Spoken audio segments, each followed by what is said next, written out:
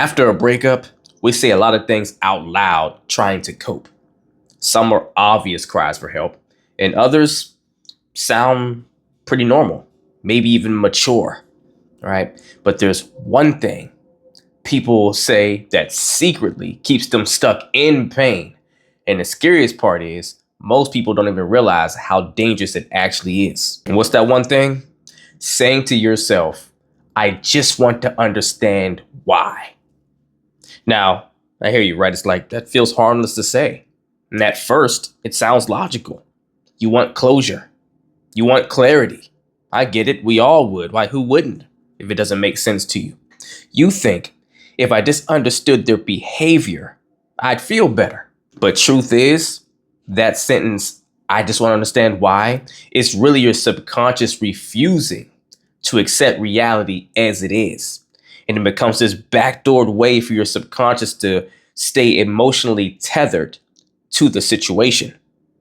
Because if you can make sense of it, then maybe, just maybe, you don't have to let go of it, or at least let go of it completely. And that's reassuring on a subconscious level. And here's why it keeps you stuck. See, what that sentence actually does is it keeps you in loops in your mind on replay, running things over and over again to where you're not actually moving on.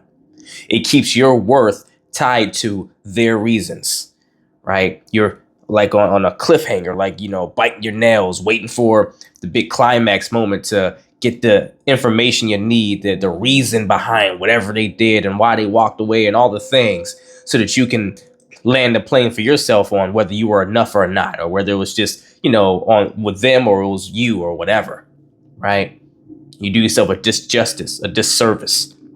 And when you do that, you wind up giving your power away. You give it to them. And notice I said give, right? They can't take it from you. No, you're giving it to them by requiring to know the reason why, know the answer to that $1 million question, so that you can give yourself permission to feel like you are still enough or validated, or like there's nothing wrong with you, or you weren't the issue, or you didn't drop the ball and it was them and all that stuff.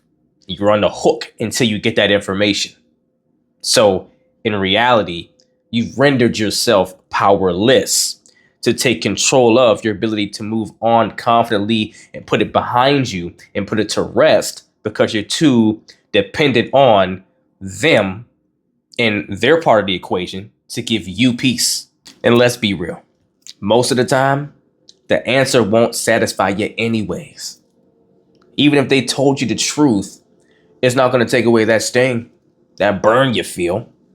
Because what you're really trying to do is avoid the grief that comes along with accepting what is. And what is that you two are no longer together. They either walked away, or whatever the case is, they decided they didn't want to be with you for whatever reason. And that's what it is. They are not a part of your world in a romantic way any longer. Heck, they probably aren't a part of your world at all any longer. That's your reality. And no answer they give, honestly, is going to change that. So what you need to start saying to yourself instead is, I may never understand it. I may never get it, right? And that's okay, because I can accept it at least and grow from it. That sentence right there, that one sets you free. See, it turns the focus back on your growth and your healing.